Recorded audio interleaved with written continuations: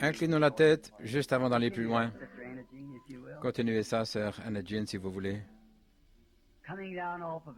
Un jour, un homme inconnu des gens descendait la colline. Il a regardé une scène là, d'un groupe de gens qu'il avait ordonné pour chasser les démons, guérir les malades, et il les a trouvés vaincus devant un cas d'épilepsie. Peut-être que Jean disait, voilà comment nous étions pris à Capernaum. Un autre dit, voici comment nous nous étions pris ailleurs. Mais il n'y avait pas de résultat. Et le père de l'enfant a regardé, il a vu quelqu'un venir. Il a couru et s'est prosterné, il a dit, Seigneur, j'ai amené mon enfant à tes disciples, mais ils n'ont pas pu le guérir.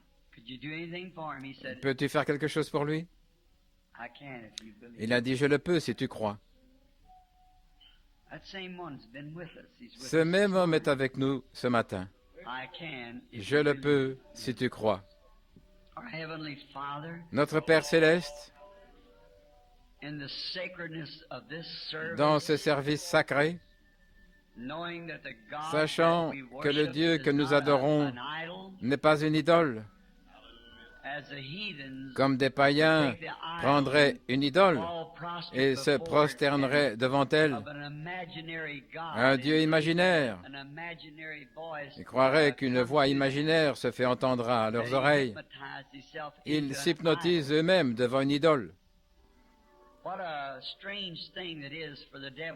Quelle chose étrange du diable de faire une pareille chose, alors que vraiment, Dieu est esprit, et il n'entre pas dans une idole, mais il entre dans des êtres humains vivants, et proclame ses propres paroles à travers l'homme. Et nous sommes ces images vivantes, créées à son image, et pour son œuvre et pour sa gloire. Et nous voyons les malades et les affligés parmi nous. Alors, Seigneur, nous sentons que nous avons laissé tomber le travail. Il y a quelque chose quelque part dont nous avons besoin, Seigneur. Veux-tu nous donner cela ce matin? Je me tenais là écoutant ce gentil frère parler de quelque chose qu'on avait il y a des années dans la réunion là, à la rue Azusa. Il était le plus petit homme là. Il voulait ramper sous un banc. Oh Dieu, je souhaiterais voir cela arriver de nouveau. Où tout le monde, où les gens ne font pas l'important, mais ils sont petits. Ils s'humilient eux-mêmes. Oh Dieu, envoie-nous cela de nouveau à notre époque. Nous avons des sensations, des adhésions et tout, mais nous voulons Jésus. Nous avons besoin de toi. L'Esprit, qui, à ce que nous sachions, s'est réuni ici avec nous ce matin. Nous te voulons à l'intérieur de nous, Seigneur. Nous voulons que nous-mêmes, nous soyons vidés et, Seigneur, remplis-nous de ta présence.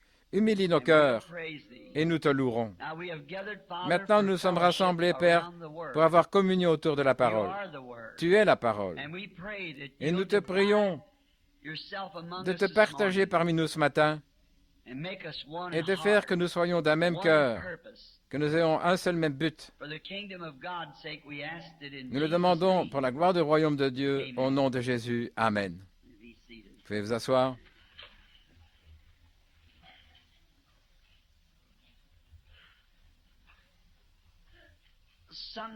Parfois, quand j'entends des témoignages, comme j'ai eu le privilège d'entendre il y a 5 minutes ce matin, j'aurais souhaité pouvoir dire à ce frère de revenir et que je m'assoie simplement là pour écouter. Il parle exactement de la même chose que j'aimerais voir se passer de nouveau. Cet homme raconte juste ce qui s'est passé et moi j'essaie de dire, ayons ça de nouveau. Eh bien, c'est exactement ça. Comme notre frère l'a déclaré, personne ne peut amener cela. Il faut Dieu. Et nous ne pouvons pas faire ça à moins que Dieu le fasse pour nous. Il faut Dieu. Il y a toutes les écoles, tous les prédicateurs, toutes nos instructions, nos dénominations, et peu importe combien nous pouvons serrer nos mains et essayer de nous unir, ça c'est très bien, c'est une bonne chose, mais il faut Dieu pour amener quelque chose comme ça, et Dieu seul qui peut l'amener. J'aimerais... Ceci est une école du dimanche. Et à l'école du dimanche, généralement, je ne prêche pas pendant plus de 3 ou 4 heures.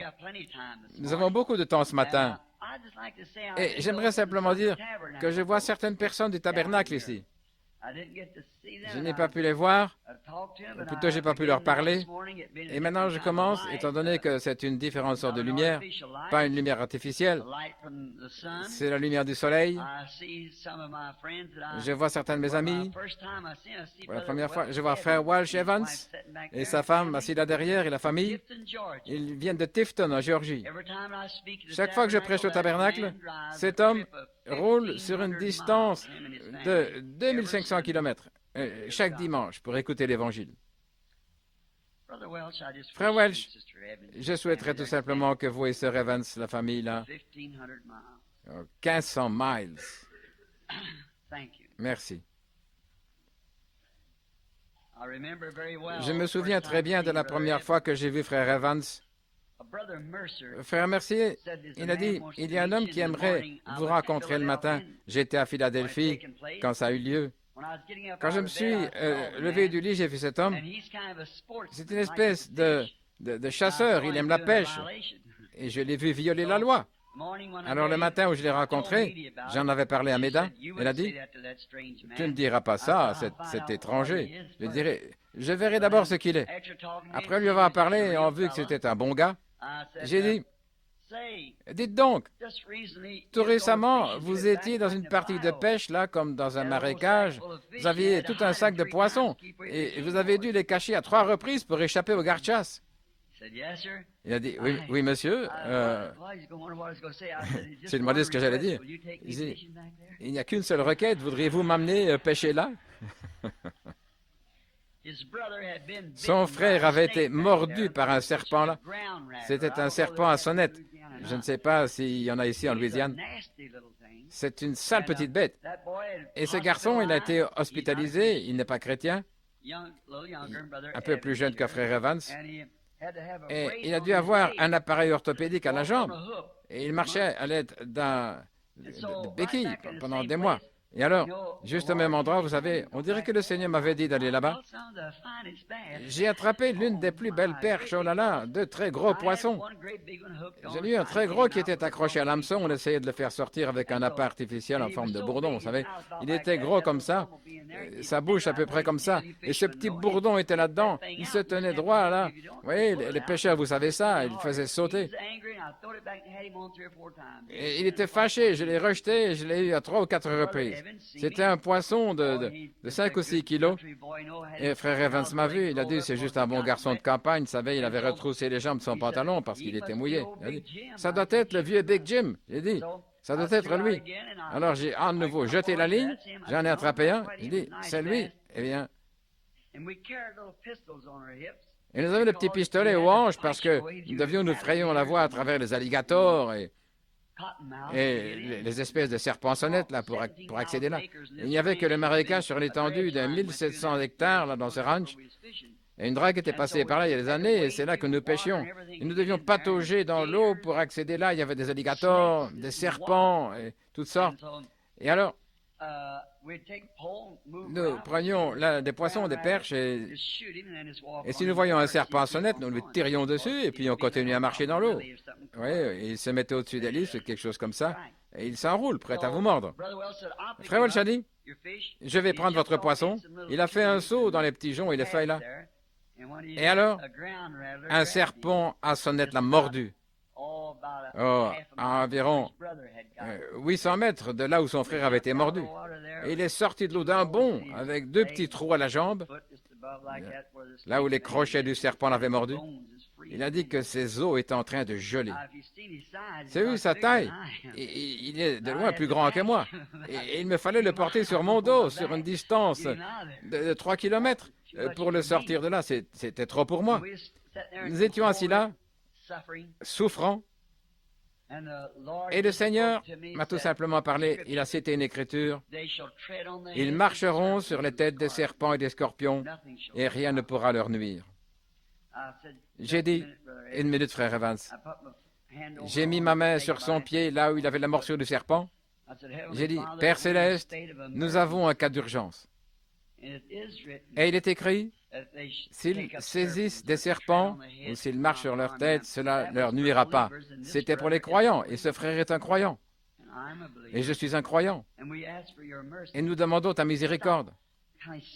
Il a cessé de respirer et de souffrir comme il le faisait avant. J'ai pensé qu'il le faisait par respect pour la prière. Et quand j'ai fini, il riait.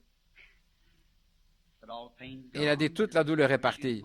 Et il a tout simplement porté ses souliers et il est allé de l'avant. À 23 heures, on était là en train de prendre des photos. Quand nous sommes arrivés à l'endroit où nous restions, là au motel, de retour du ranch, son frère gérait alors un magasin d'appât là de l'autre côté de la rue. Et ils étaient là en train de prendre des photos de ce grand tendon là, de la large bouche de la perche. Et il a dit, pendant que nous tenions là, l'histoire de la morsure du serpent a été soulevée.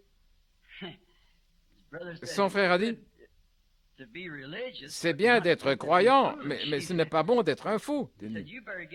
Tu ferais mieux d'avoir une assistance médicale maintenant même. En effet, il avait marché à l'aide d'un arceau après avoir reçu le même genre de morsure de serpent. Il a dit, j'ai été mordu ce matin vers 11 heures. Et il est 23 heures. Le Dieu qui a été capable de me protéger jusqu'à maintenant peut me protéger le reste du chemin. Vas-y, voilà. Il protège toujours contre les morsures de serpents. Oui, son frère, un pécheur, un bon garçon, nous l'entretenions pour l'amener à devenir un chrétien. Eh bien, le pécheur est allé à l'hôpital, le même sang, les mêmes garçons, des frères. Il est allé à l'hôpital, il a été hospitalisé, on lui a mis un arceau autour de la jambe et il a marché à l'aide de ça pendant longtemps. Et le croyant chrétien a marché sur la même espèce de serpent et cela ne l'a pas du tout dérangé. Que Dieu vous bénisse, frère Evans. Je vois frère et sœur Tom Simpson assis derrière eux. Juste derrière eux, c'est frère et sœur Fred Sothman. Ce sont des Canadiens. Frère et sœur Collins. Et voici frère et sœur Dow. Frère et sœur Dow viennent de l'Ohio. Ce sont des amis de longue date. Voici nos amis ici, au Tennessee. Ils roulent sur une distance de 800 miles chaque fois que je prêche pour venir à la réunion. Tous ceux qui sont associés au Branham Tabernacle, tenez-nous debout une minute, ceux qui viennent du Tabernacle. Voyons combien sont encore représentés.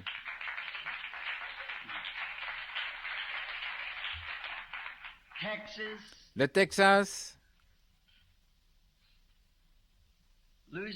la Louisiane, la Géorgie et la Caroline du Nord, New York, l'Ohio. Ils viennent de l'Est et de l'Ouest. Ils viennent des pays lointains. Est-ce vrai? Je vous ai finalement entendu, frère, chanter « Comme tu es grand » là hier. Les gens du Tennessee, frère et sœur Angren, sœur Downing, le frère Myers, sœur Myers, Joanne, oh là là, eux tous, je les aime. Vous savez, j'ai eu une vision il n'y a pas longtemps, il y a quelques semaines, que je prêchais depuis le soleil, dans le soleil, là. J'avais une grande auditoire, cela arrivera.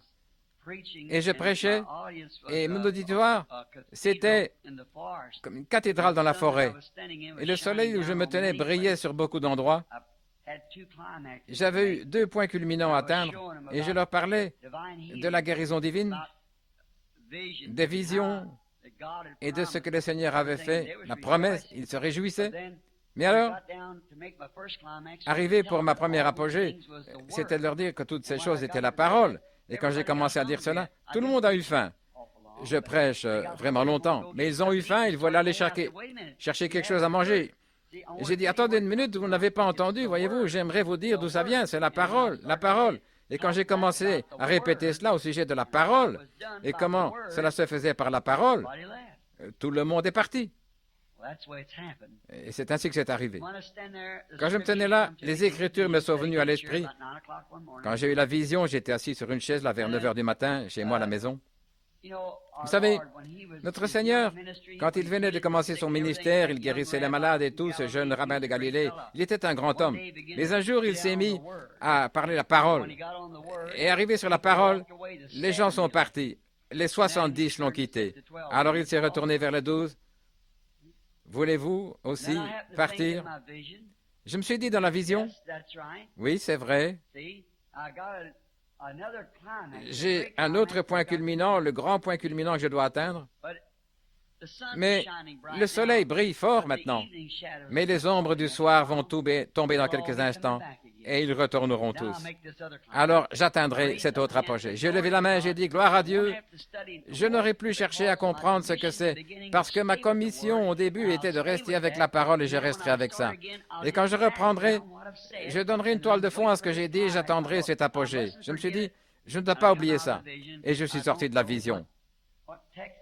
Je ne sais pas quel texte j'avais, mais il y a un autre point culminant qui vient, c'est certain. J'aimerais vous dire, très souvent, je n'arrive pas à vous voir à l'église. En effet, notre église est petite et nous sommes entassés là, comme je ne sais pas quoi. Des centaines de gens qui attendent, qui viennent là et ils repartent, différents États et tout. Mais quand la parole commence à sortir, j'aimerais vous dire avant, je suis pasteur associé ici, vous savez, devant cette assemblée. Quand on a commencé à proclamer la parole, vous savez ce que Pierre a dit? Seigneur, où irions-nous? Restez avec la parole. Il y en a un peu qui sont restés, quelques-uns. Je vous remercie tous d'être venus. Je ne savais même pas que l'un de vous allait venir. Je ne savais pas que... Parce que je savais que ça allait être assez bondé par ici. Et nous avons en quelque sorte caché cela. Mais nous sommes reconnaissants de ce que vous êtes là. Et ces gens ici sont vos frères et vos sœurs de la même foi. Ceci est un petit groupe de gens ici qui séjournent, tout comme vous. Nous sommes des pèlerins et des étrangers. Nous cherchons une cité dont le constructeur et l'architecte est Dieu. Et nous sommes en séjour. J'aurais bien voulu leur serrer la main, découvrir quelles bonnes recettes les cuisiniers d'ici peuvent faire, quelques bonnes recettes. Et rencontrez-vous les uns les autres, serrez-vous la main, faites donc connaissance les uns avec les autres pendant que vous êtes là. Maintenant que le Seigneur ajoute ses bénédictions, j'aimerais dire aux gens du tabernacle ici, bientôt, nous ne savons pas, nous ne laisserons pas agrandir cette église-là avant que nous puissions acheter du terrain pour agrandir le parking. Et nous ne sommes pas en mesure d'acheter le terrain. Nous devons probablement déménager. Et l'Église essaye de m'aider à m'acquitter de cette dette de 40 000 $. J'ai dû emprunter 3 000 $ du tabernacle pour régler ça, une partie. Et c'est un peu difficile pour nous d'acheter une église maintenant. Mais j'ai promis qu'après le 7 âges de l'église, nous parlerons des 7 derniers sceaux. Dieu voulant, nous allons le faire cela directement. Et nous vous informerons donc par courrier quand ce sera le moment. Et téléphonez et parlez à Billy si vous voulez faire des réservations afin que vous puissiez avoir une place. Vous l'aimez? Amen. Frère Palmer, l'autre soir. Frère, quel est son nom? Ce grand gaillard par ici? Le mari de Judy? Ernie. Ernie. Ah, là, là. J'ai dit qu'Evêque pouvait chanter cet Amen, mais il avait certainement la voix comme un bourdon dans une cruche. Je ne voulais pas dire ça comme ça, vous savez. La façon dont il pouvait vraiment chanter. Il n'est pas ici, n'est-ce pas? OK. Oh, mon expression rude, il n'était pas ici pour entendre ça. C'est donc très bien. Venons-en maintenant à l'essentiel. Est-ce que tout le monde se sent bien? Nous essayerons de sortir exactement à midi, le Seigneur voulant. Dès que nous aurons juste les classes d'école du dimanche sont toutes congédiées, n'est-ce pas? Et le service est terminé. Nous allons maintenant avoir une petite communion ensemble. Vous savez ce que c'est la communion? Fellowship. Frère Bosworth, combien ont déjà entendu? Bien sûr tous. Il a dit, Frère Branham, vous savez ce que c'est la fellowship? Frère Bosworth, je pense que je le sais. Je pense que c'est un vieux saint que vous connaissez. Il a dit, ce sont deux fellows dans un ship, donc deux gars dans un bateau. La fellowship. C'est la communion restreinte, baptiste. Oui. Vous êtes assis maintenant dans les lieux célestes en Christ Jésus. Les lieux célestes. Communion en Christ par sa parole. Ayant communion autour de sa parole, n'est-ce pas beau? La communion autour de la parole. Ayant tout en commun, assis à la même table, on se passe les plats l'un à l'autre. Oh, Jésus a une table dressée où les saints de Dieu sont nourris. Il invite son peuple élu. Viens au repas. Il nourrit avec sa manne et pourvoit à tous nos besoins. Oh, combien c'est doux de souper avec Jésus tout le temps. Maintenant, ouvrons nos coupes et passons-nous cela l'un à l'autre, la communion et l'amitié les uns avec les autres, pendant que nous tournons vers la parole. Dans le livre de Saint Jean, chapitre 1, j'ai choisi ce matin un petit texte qui est familier pour en tirer un contexte. Et ces bandes sont toujours sur le marché, ou plutôt là au stand. Je ne pense pas qu'on les vend le dimanche, mais si vous voulez mettre une commande là, quelque chose pourrait être dit pour méditer. Et hier soir, j'aimerais m'excuser pour ceci. J'allais aider Frère Moore à baptiser hier soir, mais je me suis retrouvé dans cette ligne de discernement. Et honnêtement, c'est à peine si je me rappelle quand je suis parti. Je suis fatigué. J'ai perdu du poids. Je suis passé de 77 kilos à 61. Mais étant déchargé de ça maintenant, je peux avancer un peu mieux. Comme Frère Williams l'a dit l'autre matin au déjeuner des hommes d'affaires du plein évangile, les Mayos lui ont parlé, ils m'ont dit, vous devez partir, c'est tout, il y a quelques années. Et juste aussitôt qu'ils lui ont dit ça, il a couru au téléphone. Vous êtes en train de mourir, vous perdez du poids. Il a cru au téléphone, il a appelé, et Billy lui a dit de venir. On l'a mis là dans la ligne d'urgence. Je suis arrivé, je lui ai parlé pendant quelques minutes et j'ai prié pour lui. Et je pense qu'il a gagné 30 kilos depuis lors. Et le médecin lui a dit, maintenant, vous devez débarrasser de quelques kilos. Il dit, si le Seigneur m'a donné cela, eh bien, je vais le conserver. Je pense que c'est une bonne chose. Vous avez les Écritures maintenant, afin de pouvoir lire Saint Jean, le chapitre 1 de Saint Jean, à partir du verset 35. Le lendemain, Jean était encore là avec deux de ses disciples, et ayant regardé Jésus qui passait, il dit, « Voici l'agneau de Dieu. » Et les deux disciples l'entendirent prononcer ces paroles, et ils suivirent Jésus. Jésus se retournant, et voyant qu'ils le suivaient, il leur dit, « Que cherchez-vous? » Ils lui répondirent, « Rabbi, ce qui signifie « Maître, où demeures-tu? » Quelle question, n'est-ce pas? Où habites-tu? Où demeures-tu?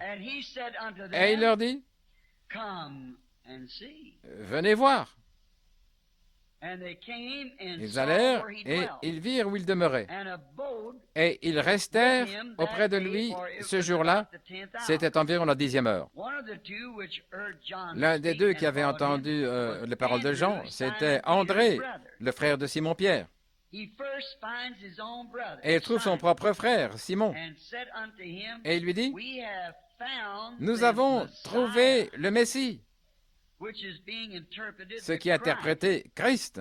Et il le conduisit vers Jésus. Et Jésus, l'ayant regardé, il lui dit, « Tu es Simon, le fils de Jonas. Tu seras appelé Céphas, ce qui, étant interprété, est une pierre. » Que le Seigneur ajoute ses bénédictions à la lecture. Où Dieu habite-t-il? Quelle est sa demeure? Comment pouvons-nous savoir que nous avons été à sa maison? Où se trouve-t-elle? Et comme il a dit à ses disciples-là, venez voir. C'est ce qu'il nous dirait ce matin. Il ne peut pas changer. Il doit rester le même. Venez voir. Maintenant, j'aimerais tirer quelque chose de cela pour parler de quelques notes que j'ai écrites ici. Convaincu et puis concerné. J'allais prendre ça comme sujet. Maintenant, aujourd'hui, nous trouvons et nous savons et nous pouvons voir les auditoires et les mouvements et ce dont nous sommes reconnaissants pour nos amis et nos bien-aimés et nos confrères et consoeurs en Christ. Mais malgré tout ça, nous devons admettre qu'il y a une grande apostasie. Quand je me tenais là ce matin et que j'ai ajouté un petit morceau de papier ici derrière, quand j'ai entendu ce gentil frère parler, j'ai ajouté quelque chose. Vous voyez, pour prouver qu'il y a une apostasie, c'est à peine s'il y a quelque chose aujourd'hui qu'on peut comparer à ce qu'il y avait autrefois. Peut-être que nous avons de grandes foules, nous avons les meilleurs bâtiments, oh là, sûrement. Mais c'est quelque chose de réel. On s'éloigne de ça. Et cependant, nous n'aimerions pas penser ça. Mais peut-être que si le Seigneur a pris certains d'entre nous, comme nous le dirons, des orateurs ou quelque chose comme ça, il nous élève. Comme dans le Testament, il a comparé ses prophètes, il les a appelés des aigles, et il s'est appelé lui-même un aigle. Il est l'aigle Jéhovah. Et je crois que je vous ai prêché ici un sermon autrefois, l'aigle qui éveille sa couvée. Et c'est ce qui doit se faire. Mais l'aigle doit faire cela lui-même, voyez. Mais voyez-vous, aucun oiseau ne peut suivre l'aigle. Vous dites, oh, l'œil de faucon. Si le faucon essaie de suivre l'aigle, il va se désintégrer dans les airs. Il ne peut pas suivre cet aigle, même s'il lui fallait le faire. Parce que l'aigle peut aller très loin, là où le faucon ne peut pas arriver. Et avant qu'il puisse aller là, il doit avoir une constitution qui lui permette de supporter ça. Mais plus haut vous allez, plus loin vous pouvez voir. Comme les astronautes. Plus haut vous allez, plus loin vous pouvez voir si vous êtes équipé pour voir. Maintenant, à quoi sert-il à l'aigle d'aller là-haut s'il ne peut pas voir après qu'il est arrivé là-haut? Je pense donc que c'est ainsi que beaucoup parmi nous essayent de s'élever dans quelque chose alors que tout d'abord nous ne sommes pas équipés pour ça. Oh Dieu, donne-moi tel don, fais telle chose là. Vous n'obtenez pas ça, pourquoi vous n'êtes pas équipé pour ça? Ça ne vous fait rien de bon, arriver là-bas. Et quand vous faites ça, et si vous avez essayé de vous élever de vous-même, vous allez tout simplement appeler ce que j'appelle aujourd'hui une imitation charnelle. Ce qui cause du tort à notre Église plus que n'importe quoi. Hier soir, là je me tenais sur les marches là où je suis, une petite femme était là en train de pleurer. Environ 3 ans, lors des réunions de Chicago, elle était assise là et elle avait eu une hystérectomie totale. On lui avait enlevé tous les organes et le cancer s'était propagé dans son corps. Le médecin l'avait abandonné. Et ce sont de vieux braves gens de l'Arkansas, les voisins ici, une aimable petite femme et son mari. Non, le père de son mari est un prédicateur pentecôtiste, je crois que c'est ça. Le père de son mari. Et ils avaient entendu parler des réunions. Je pense que c'est par le canal de frère Brown ou quelque chose comme ça. Ils étaient venus à Chicago et arrivés là, elle était assise au fond dans une situation désespérée. Le Saint-Esprit, comme vous l'avez vu à l'œuvre hier soir, il est passé au-dessus de l'assistance, il était là au fond et lui a parlé. C'était ça. Et combien m'ont déjà entendu dire, Je vois une ombre noire sur vous, la mort. Maintenant, nous en avons la photo, juste comme celle de l'ange du Seigneur. Nous avons une photo, ça a été pris, cela a parlé à la femme qui était couverte de l'ombre de la mort. On a tiré une photo. Et à ce moment-là, sur la femme, il y avait une cagoule noire, comme une fumée noire. C'était aussi clair que possible. C'était à Southern Pines, en Caroline du Nord. Et là, les gens du tabernacle, vous avez vu ça sur le tableau d'affichage, n'est-ce pas? C'est là, voyez-vous. Je ne mens pas. Je suis susceptible de mentir parce que je suis un homme, mais je ne mens pas, parce que Dieu est revenu et il a confirmé ça comme étant la vérité. Quand je vous ai dit qu'il y avait une lumière, je n'étais qu'un jeune garçon, là, au fleuve, quand les journaux ont pris la photo, voyez. Cela a été confirmé, c'est sans l'ombre d'un doute. Toutes les églises, tous les gens, les chrétiens, vous savez cela? Eh bien, c'est une ombre. Et quand la mort vient, c'est une ombre. Et là, cette femme était couverte de l'ombre de la mort. Eh bien, cette petite femme l'était aussi. Et le Saint-Esprit lui a dit d'où elle venait. Et alors j'ai observé de nouveau, et cette ombre avait disparu, et une lumière était suspendue au-dessus d'elle. C'est ça.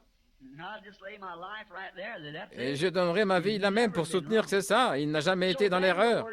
Alors la parole est venue. Ainsi dit le Seigneur. Bien souvent, vous tous, vous avez ces visions, vous voyez, vous le recevez de la même manière. Mais ce n'est pas une vision. Et pourtant, c'est une vision. Voyez-vous, quand la femme a touché le bord de son vêtement, c'était la femme qui utilisait le don de Dieu.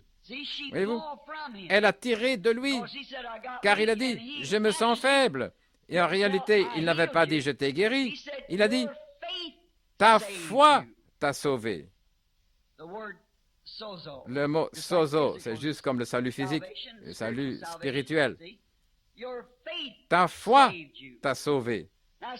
Bien, voyez-vous, la femme, sa propre foi avait fait ça en croyant qu'il était le Fils de Dieu. Quand Dieu a voulu utiliser son don sur Lazare, il lui a tout simplement donné une vision. Jésus s'en est allé. Et quand il est revenu, il a ressuscité de la tombe un homme qui avait déjà été là 4 jours, selon les termes que nous connaissons. Il pourrissait. Son nez était déjà affaissé dans ce laps de temps. Très bien. Et il n'a jamais dit un mot au sujet de devenir faible. Là, c'était Dieu utilisant son don. Cet autre, c'était une femme utilisant le don de Dieu. Jésus ne savait même pas qu'elle était là, il passait tout simplement et il s'est retourné. Il n'était pas un hypocrite, vous savez, il a dit, qui m'a touché? Il ne savait pas. Il a découvert là d'où venait cette attraction de la foi. Il lui a dit, ta foi t'a sauvé, ta perte de sang.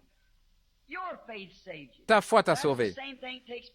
Et c'est la même chose qui s'est passée ici. Souvent, quand cela se produit, maintenant regardez, mais sur l'estrade ou quelque part où j'ai une personne individuellement, où je peux lui parler et voir ce qui ne va pas en elle.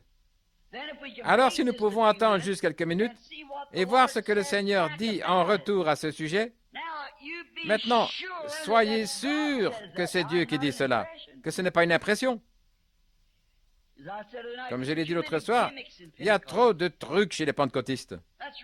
C'est la raison pour laquelle la sincérité et la confiance ont été perdues à cause des imitations charnelles.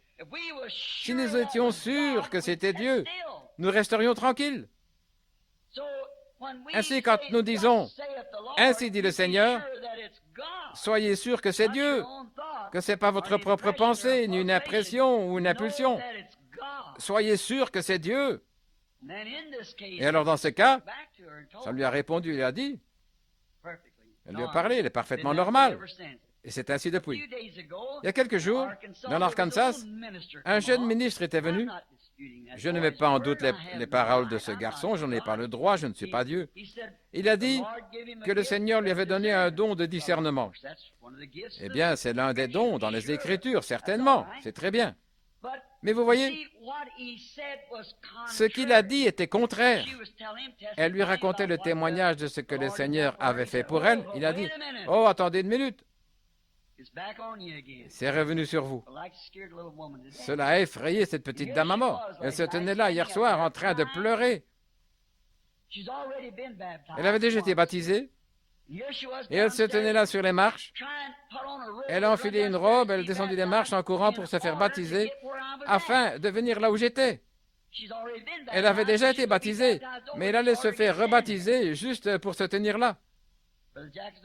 Jackson était là sur le porche avec elle, ici à mon hôtel. Ce jeune garçon lui avait dit cela, mais cette femme n'avait pas plus de cancer que Jim McGuire qui est assis là. L'un de nos frères pentecôtistes était à une réunion là où un autre jeune frère était arrivé. Il avait dit à sa fille qu'elle se mourait de cancer. Eh bien, il l'a fait venir par avion. Je suis entré dans la pièce, nous l'avons placé là comme un cas d'urgence. Et nous sommes attendus au Seigneur. Je l'ai vu. Ça fait quelque temps. Je l'ai vu porter 2 enfants. Eh bien, je dis, vous n'êtes pas en train de mourir, vous n'avez pas de cancer. Allez vous faire examiner par un spécialiste. Voyez, vous n'avez pas de cancer. Voyez. Et il avait parlé au nom du Seigneur. Et ce garçon a fait la même chose. Qu'est-ce que c'est? C'est de l'enthousiasme. Des émotions. Et en faisant ça, ne réalisez-vous pas que vous mettez là un voile sur le visage des gens au point qu'ils ne savent plus croire? Soyez sûr de quoi vous parlez. En ce jour d'apostasie où tout retombe, étant donné que les choses sont tombées jusqu'à ce point-là, les gens ne sont plus concernés. Rappelez-vous, l'arbre continue à croître malgré tout. Comme Joël l'a dit, je restaurerai. Il y a beaucoup parmi vous qui prennent les bandes et je souhaiterais que vous preniez le message sur l'arbre épouse.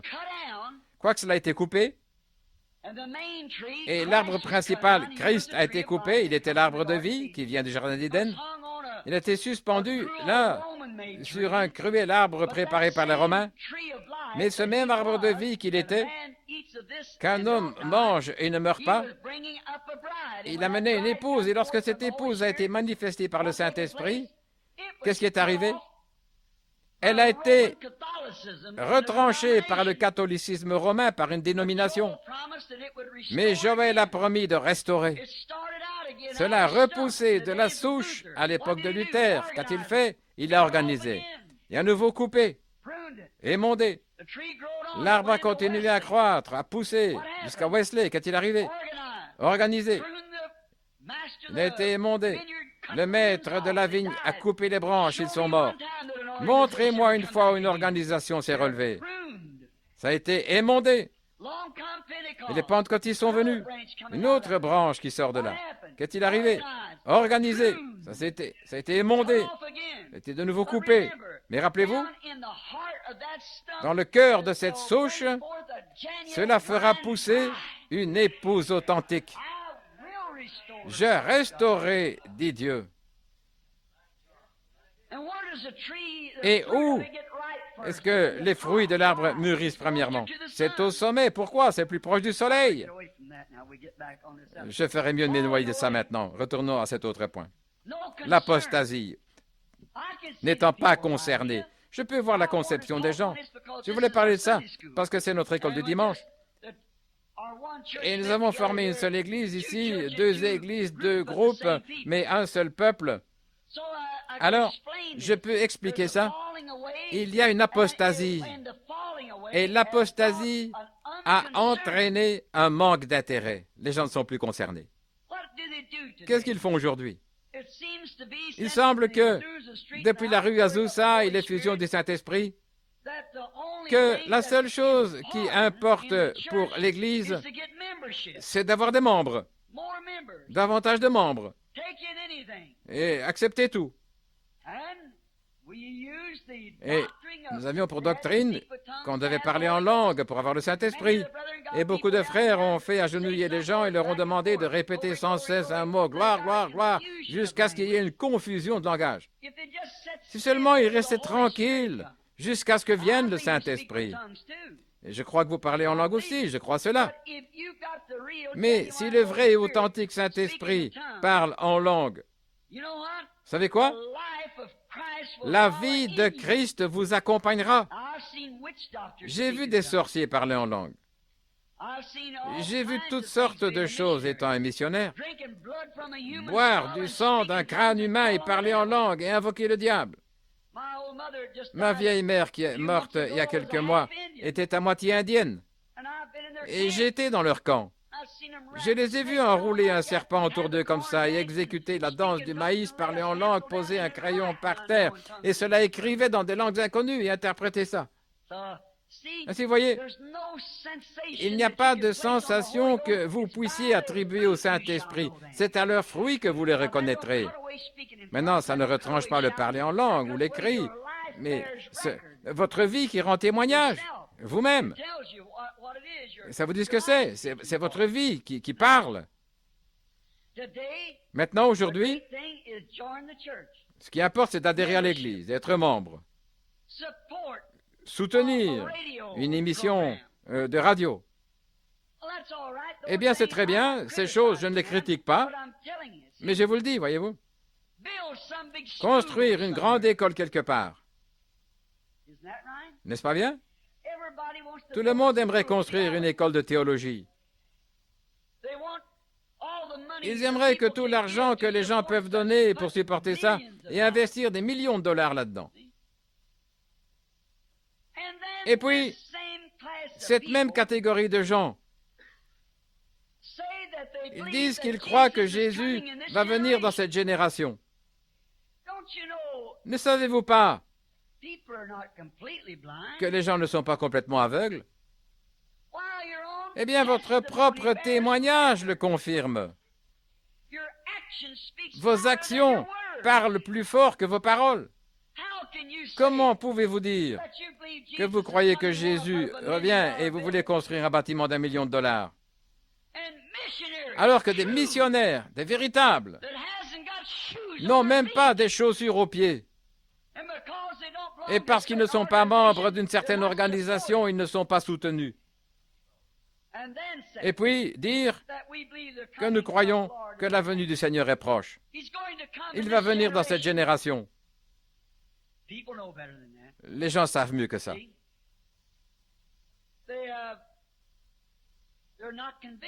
Ils ne sont pas convaincus. C'est tout. Ils ne croient pas ça. Ils considèrent simplement ça comme leur tradition. Quelqu'un dit « Oh, gloire à Dieu, Jésus vient très bientôt ». Le suivant dit « Gloire à Dieu, Jésus vient très bientôt ». Si vous croyez cela, il y aurait dans cette ville le plus grand cri qu'on n'a jamais entendu. C'est une tradition. Ce n'est pas une réalité pour les gens. Ça ne marche pas, ça ne marche pas, ça se voit. Ils ne sont pas convaincus qu'il va venir dans cet âge. Ils ne sont pas convaincus non plus qu'il est avec eux. Ils ne sont pas totalement convaincus. Maintenant, Ève n'était pas totalement convaincue que la parole de Dieu était véritable. Si elle l'était, elle n'aurait jamais écouté les raisonnements que Satan lui présentait. Il y a 2 grandes batailles. La première a été livrée au ciel, Satan a été chassé dehors, et Dieu est un grand homme militaire.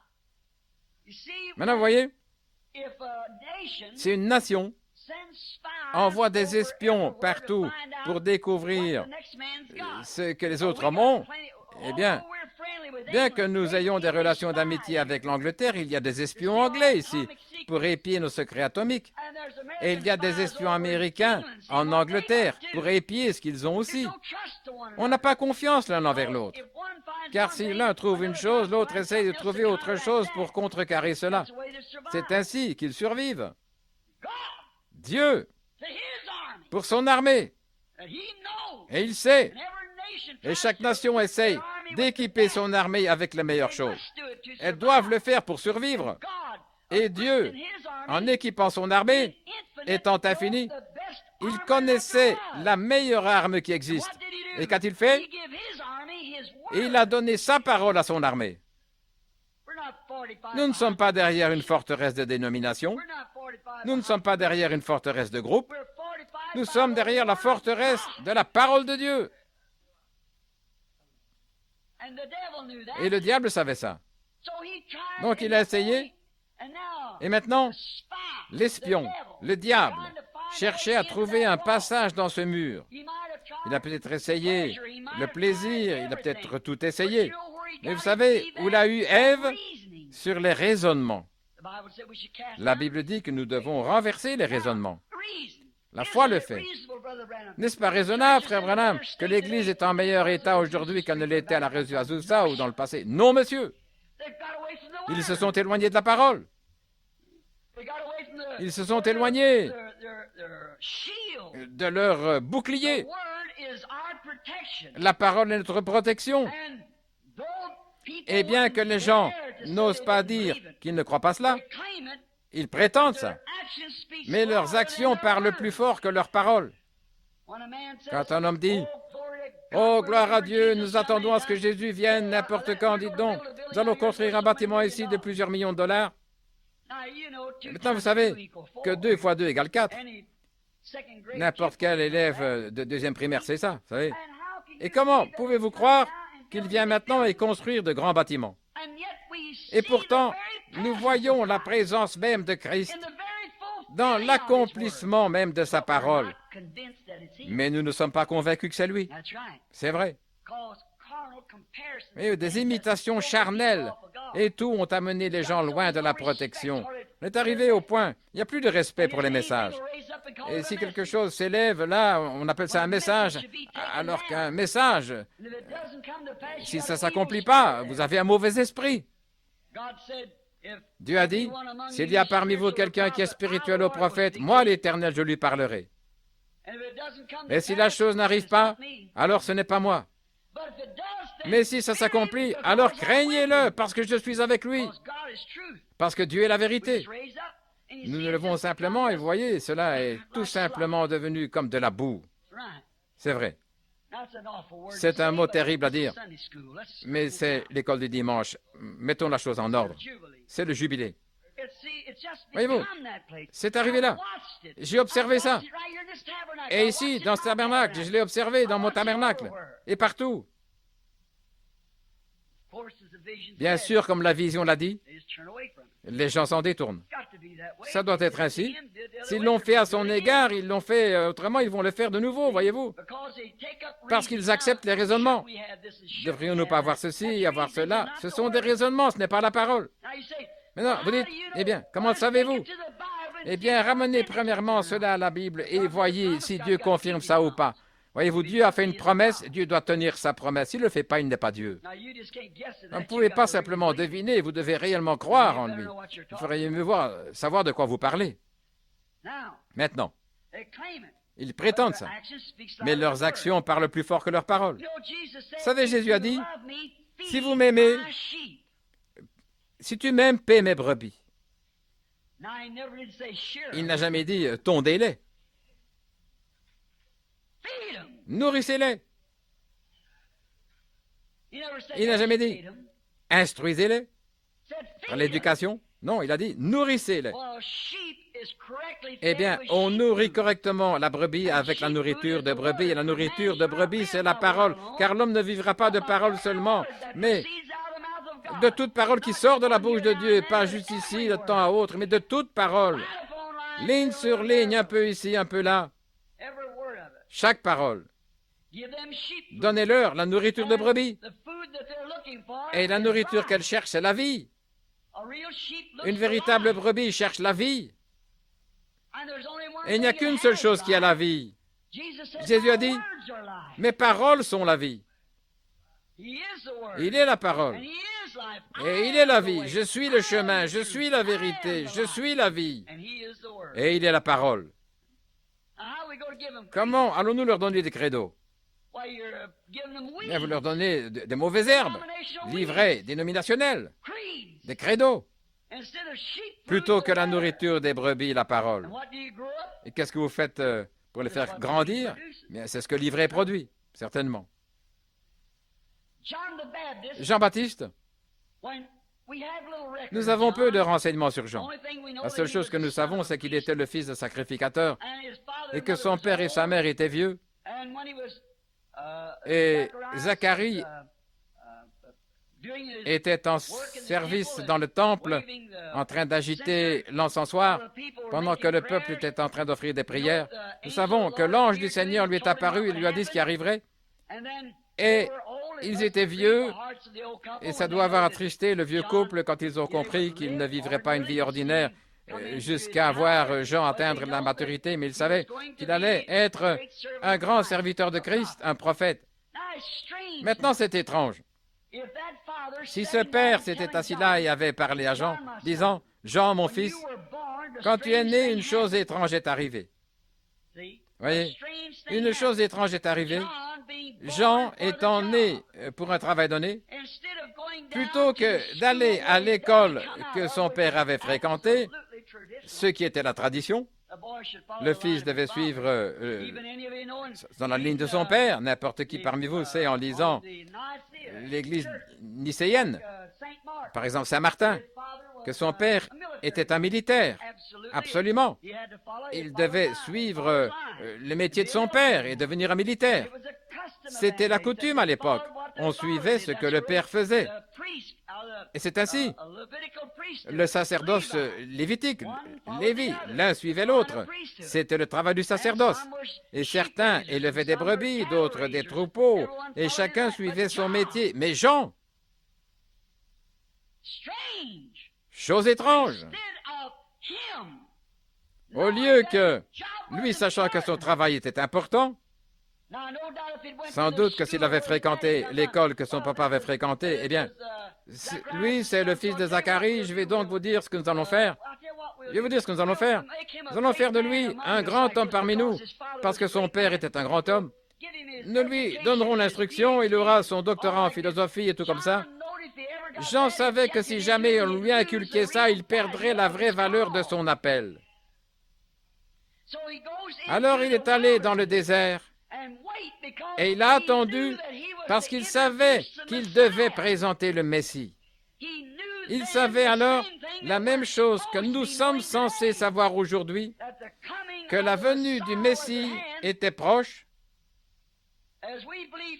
comme nous le croyons aujourd'hui. Jean n'a jamais fondé d'école, mais il était concerné au sujet de la parole du Seigneur. Comme il était concerné, c'est ce qu'il avait su. Il avait dû être convaincu que le Messie était là. Et il était tellement convaincu, quand il est sorti, il a dit, « Il y a quelqu'un parmi vous que vous ne connaissez pas. » Oh, frère, quelqu'un maintenant même se tient parmi vous. Vous ne le connaissez pas, mais c'est lui. Je le reconnaîtrai parce que je suis convaincu que je ne peux pas me tromper. Dieu m'a dit au désert que je le reconnaîtrai car je verrai un signe au-dessus de lui, un signe du Messie. Peut-être que l'un d'eux s'est approché, l'un des principaux sacrificateurs. Monsieur, nous vous considérons comme prophète, voici frère un tel, c'est un homme merveilleux. C'est l'un des meilleurs amis du souverain sacrificateur, c'est un homme vraiment bien. Ne pensez-vous pas, monsieur, ne pensez-vous pas, maintenant soyez honnête, ne pensez-vous pas que c'est lui le Messie? Non. Ne pensez-vous pas que nous devrions faire de lui? Je n'en sais rien.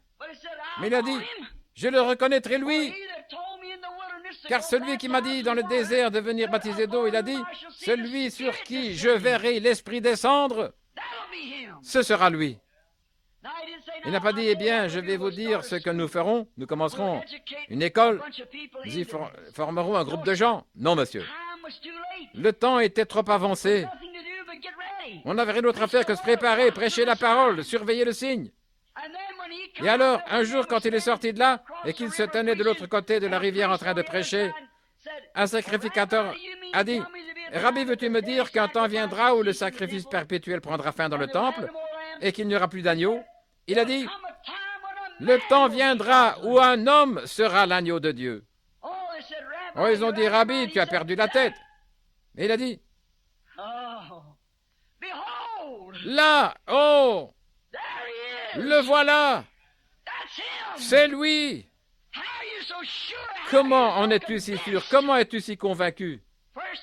Premièrement, il était concerné sur la façon dont il le saurait. Et puis quand il a découvert avec exactitude ce qu'il en serait, alors il était convaincu que c'était lui.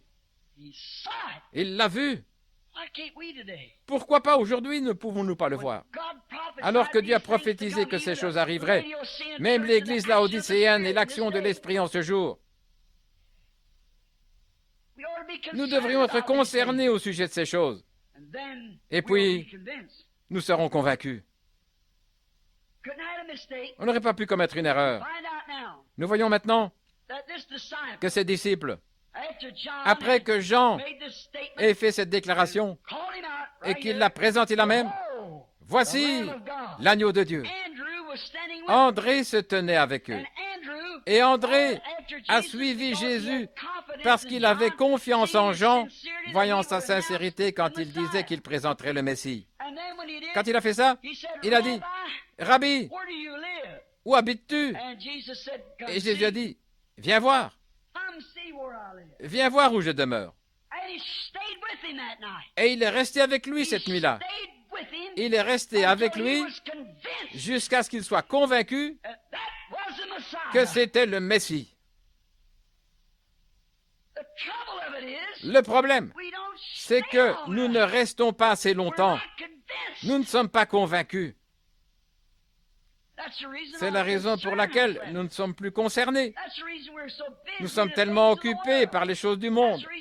C'est la raison pour laquelle nous sommes tellement agités. Nous ne sommes pas encore totalement convaincus. Nous pensons que nous le sommes.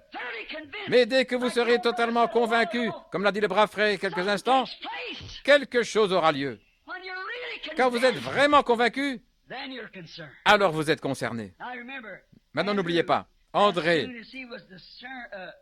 dès qu'il était concerné au sujet de son frère, il voulait que son frère sache aussi quelque chose à ce sujet. Vous ne pouvez pas rester tranquille. Vous devez faire quelque chose. Étienne était convaincu. Eh bien, nous remarquons que quand vous êtes convaincu, alors vous êtes concerné. Et c'est la raison pour laquelle je suis tellement convaincu que l'Église est dans la condition de Laodicée. Et c'est la raison pour laquelle je suis concerné à ce sujet. Ce n'est pas que je n'aime pas ces choses.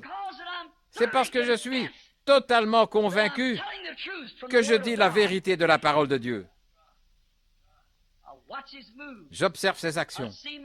Je me suis moi-même surpris faisant des choses pour lesquelles je me suis demandé pourquoi. Et j'ai regardé encore une fois et ça y est. Il me parle et ça m'étonne. Et je n'y avais pas pensé. Et c'est parfait. Alors je suis convaincu. Et c'est la raison pour laquelle je suis concerné. Je ne veux pas que quelqu'un soit perdu.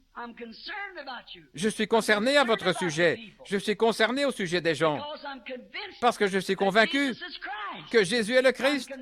Je suis convaincu que nous vivons dans les derniers jours. C'est la raison pour laquelle, sur le champ, j'ai commencé il y a plusieurs années. J'aurais pu à 2 reprises devenir multimillionnaire. M'endetter pour 40 000 $, c'est une bagatelle, pourrait-on dire. Pourquoi? Pourquoi n'avez-vous pas pris ça? Votre pasteur ici sait combien de milliers de dollars nous avons refusés. Pourquoi? Je suis convaincu que nous sommes à la fin. Et je suis concerné par la condition de l'Église ici à la fin. Je suis convaincu au sujet des femmes qui se coupent les cheveux. Je suis concerné à ce sujet, mes sœurs. Je suis convaincu au sujet des hommes qui sont des marionnettes. Je me sens concerné au sujet de mes frères. Ce n'est pas que je ne les aime pas. Je les aime. Et c'est la preuve même que je les aime. Non pas que j'essaye d'être dur avec eux. Je suis convaincu, je suis concerné à leur sujet. Nous devrions tous être convaincus.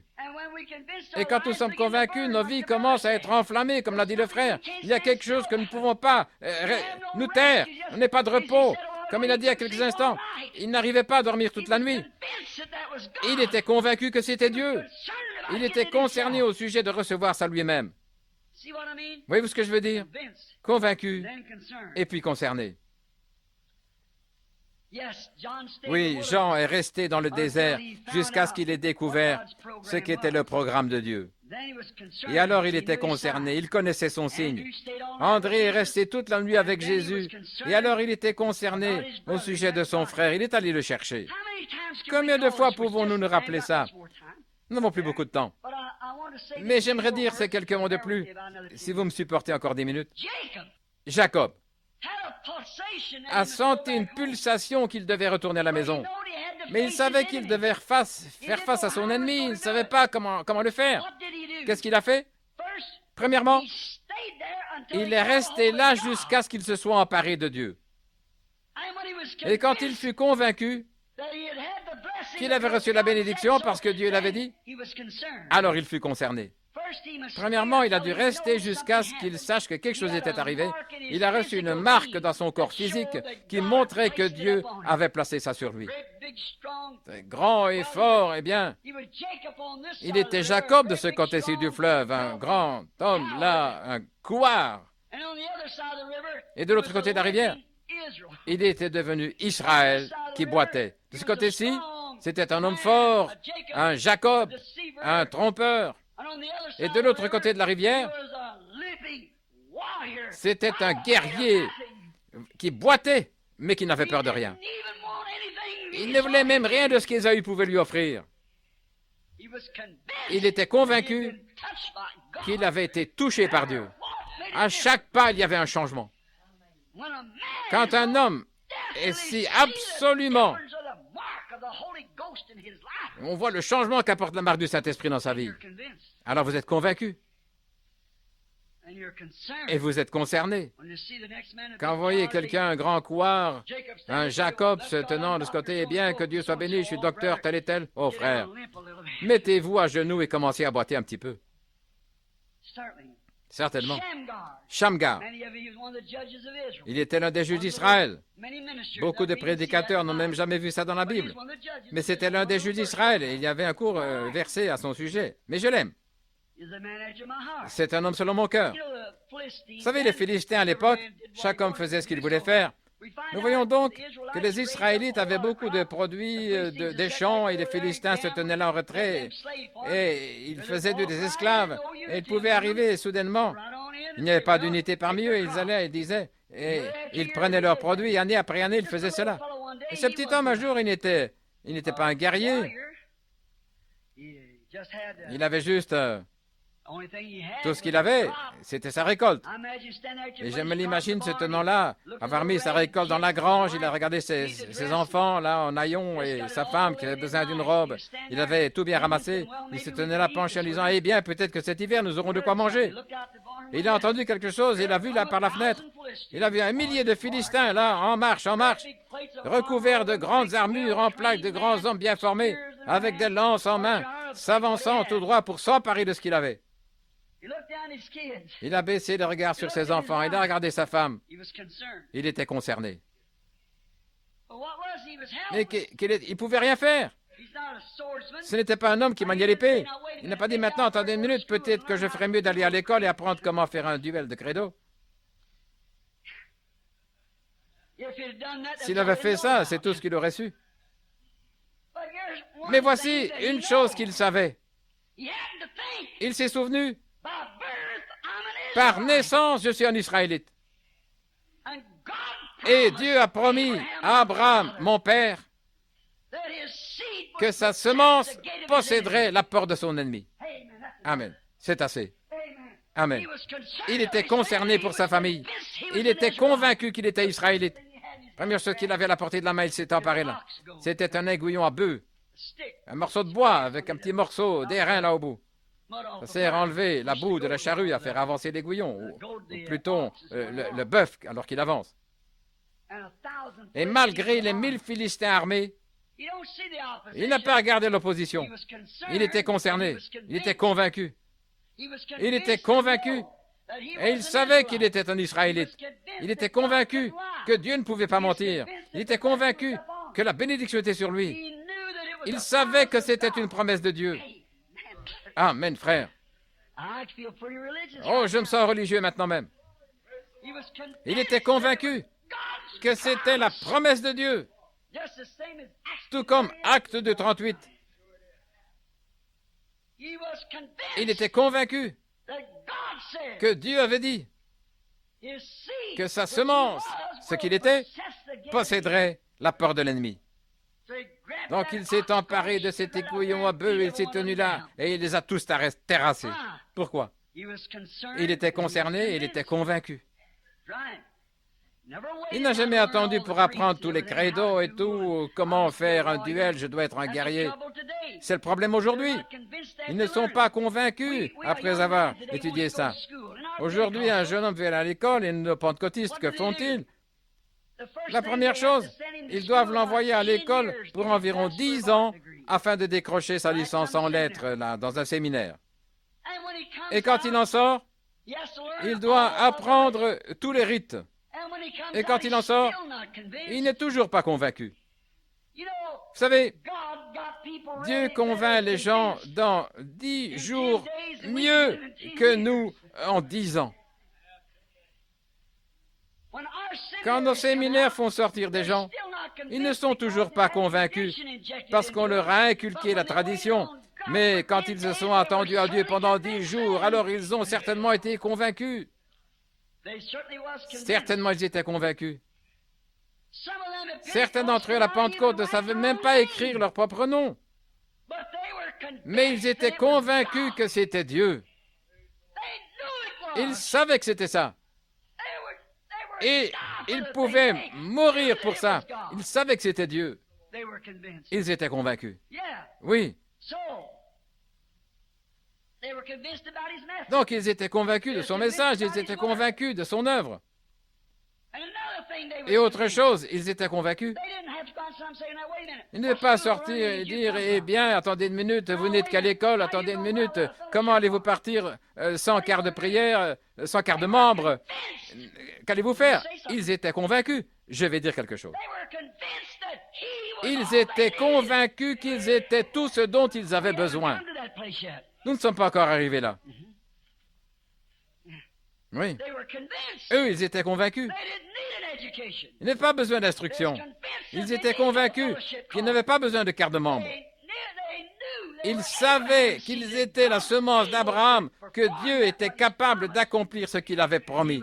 Et il était convaincu qu'il était tout ce dont ils avaient besoin. Ils n'avaient pas besoin de leur fluide d'embaumement dénominationnel.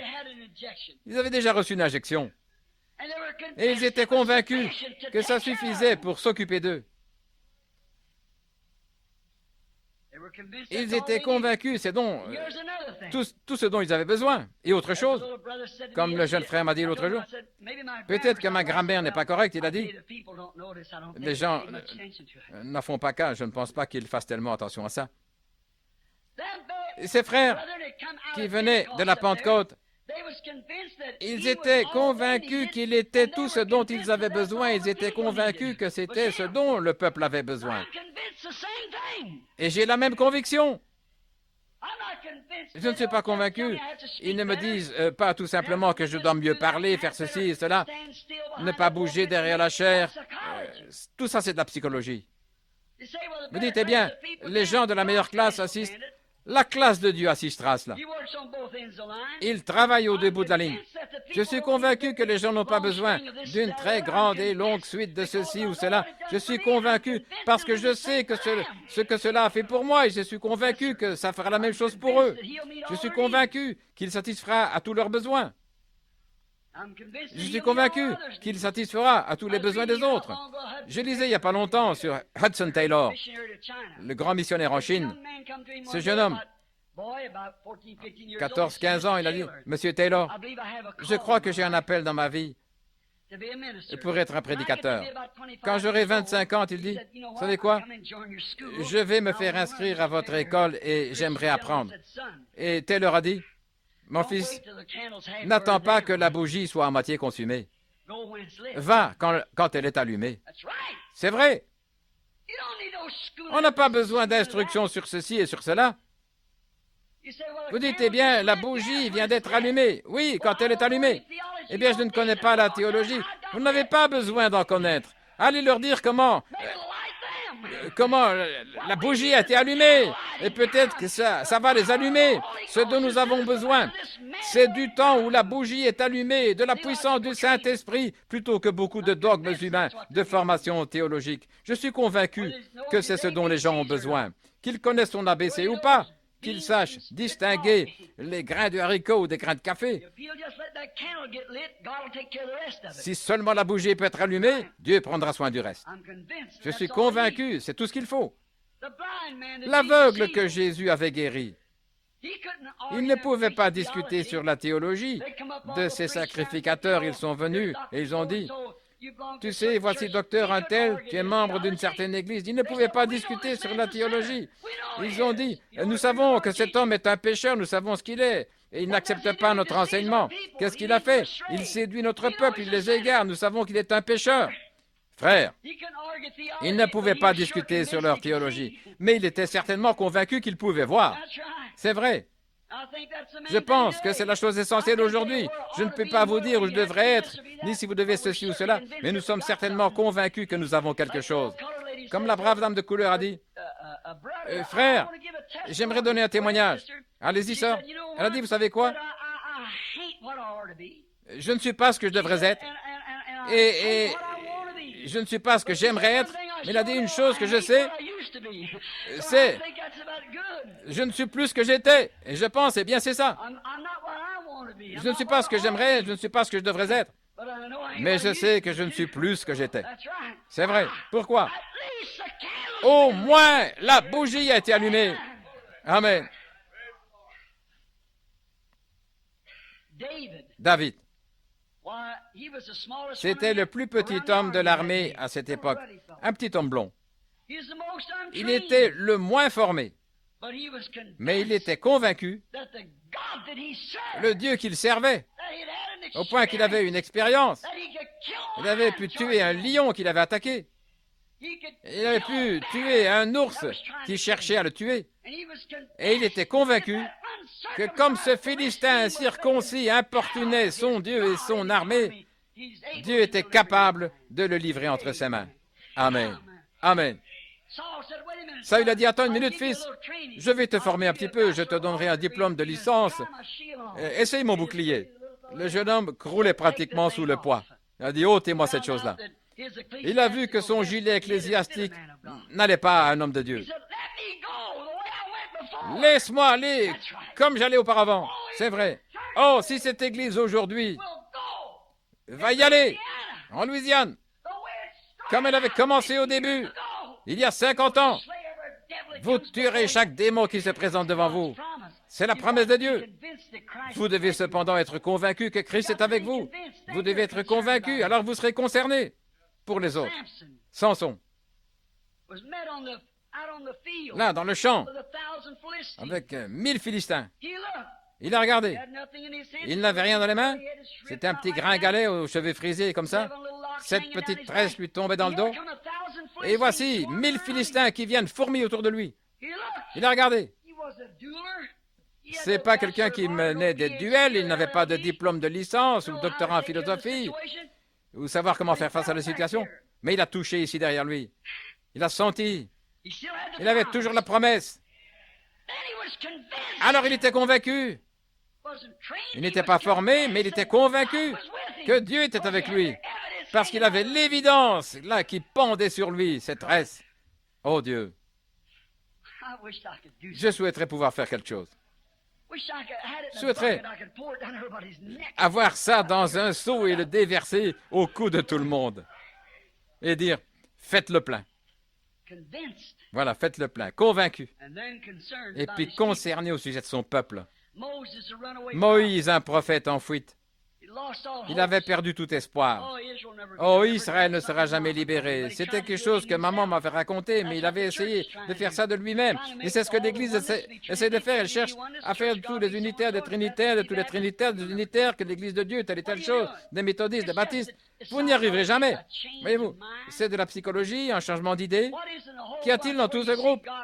Où voyez-vous Dieu là-dedans? C'est la raison. C'est la raison. Ils ne sont pas convaincus non plus. Ils sont convaincus qu'ils sont une dénomination. Mais ils ne sont pas convaincus que Dieu est avec eux. Sinon, ils n'agiraient pas comme ils le font. Mais leurs actions parlent plus fort que leurs paroles. C'est par leurs fruits que vous les reconnaîtrez. Voyez-vous, si leur confession est vraie ou pas. Dire qu'ils croient Dieu, c'est un grand Dieu, qu'il est le même Dieu, et renier sa parole. Oh là là, dire que c'était pour un autre jour, c'est du non-sens. Moïse, il avait besoin d'être convaincu, il n'avait aucune expérience. Cependant, c'était un grand homme, un guerrier. Il pensait qu'avec la formation qu'il avait reçue, il avait tué un Égyptien. Il avait couvert de sable, il a dit « j'y arriverai ». Et dès que surgit la première épreuve, les jours des miracles sont passés. Il est allé dans le désert. Mais un jour, Dieu s'est emparé de ce prophète en fuite. Il a vu un buisson en feu. Il a regardé. Pendant un instant, ça ne se consumait pas. Il dit, c'est approché. C'est un buisson étrange. Je me demande quel genre de produit chimique a été répandu dessus. Les feuilles. Il a entendu. Moïse, ôte tes souliers. Oui, Seigneur. Le voici. Pourquoi as-tu perdu l'intérêt? J'ai entendu les gémissements de mon peuple.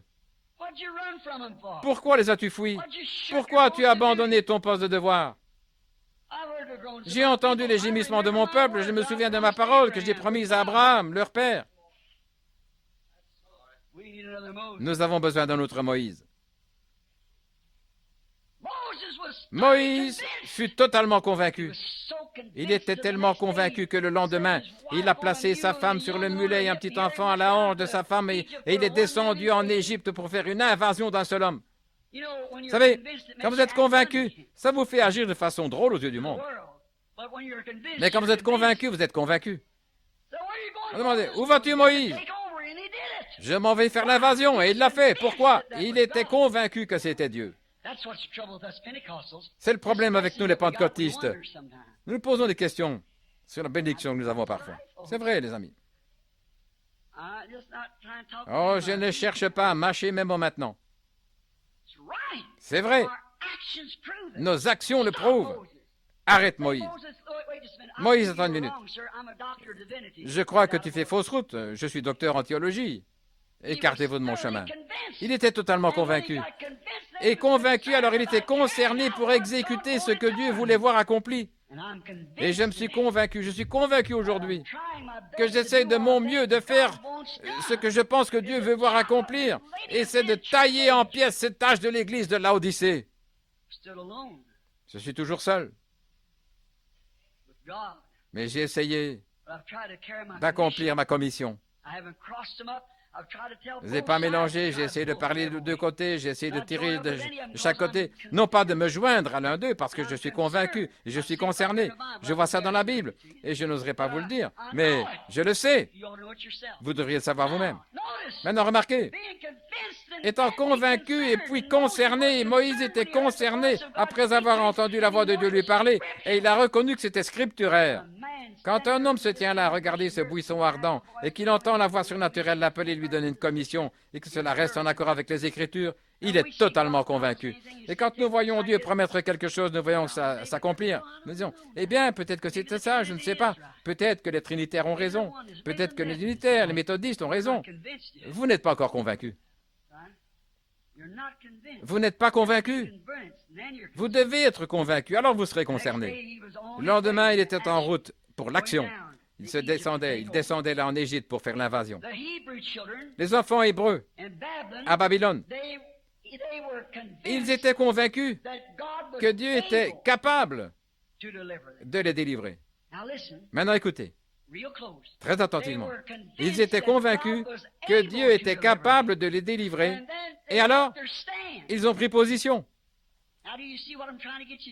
Voyez-vous ce que je cherche à vous amener à faire? Ils savaient qu'il leur avait fait une promesse de ne pas se prosterner devant une statue, qu'il était l'Éternel ton Dieu, et qu'ils ne pouvaient pas se prosterner devant une statue. Ils étaient convaincus que c'était la parole de Dieu. Ils étaient convaincus qu'il était capable, comme il a été envers Abraham, de garder ce qu'il avait promis. Et alors, puisqu'ils étaient convaincus au sujet de la parole de Dieu, Dieu était concerné par cela.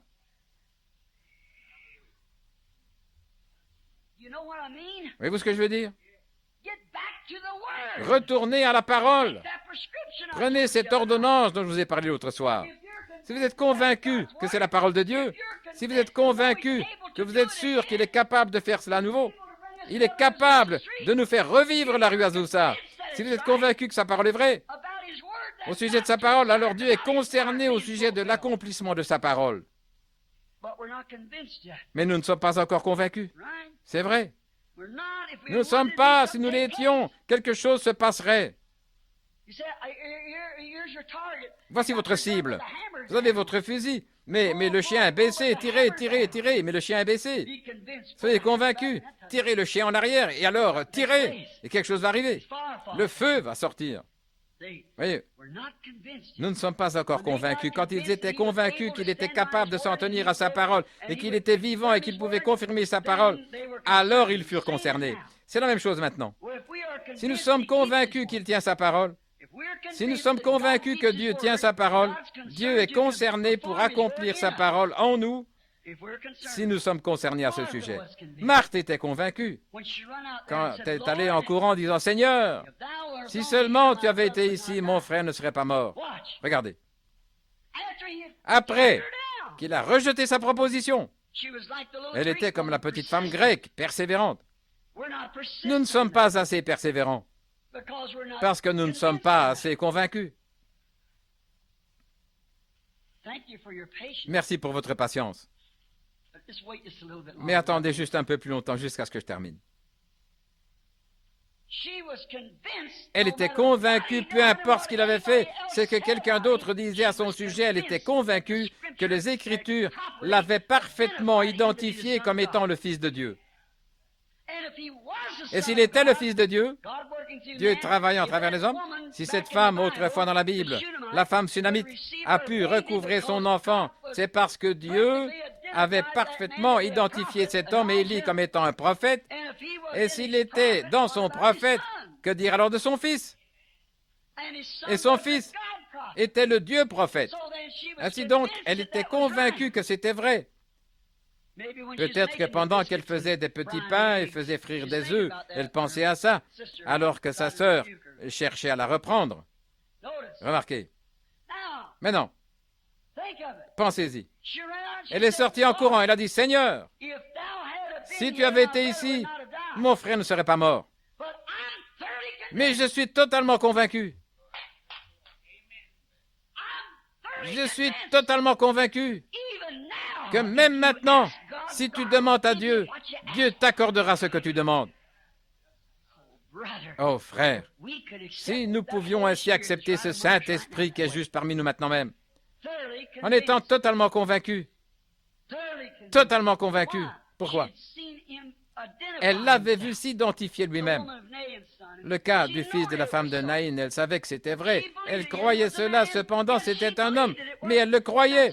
Ce n'est pas tellement lui, mais c'était Dieu. Il était un Dieu homme. Elle savait qu'il remplissait les conditions selon les Écritures. Il était le Messie.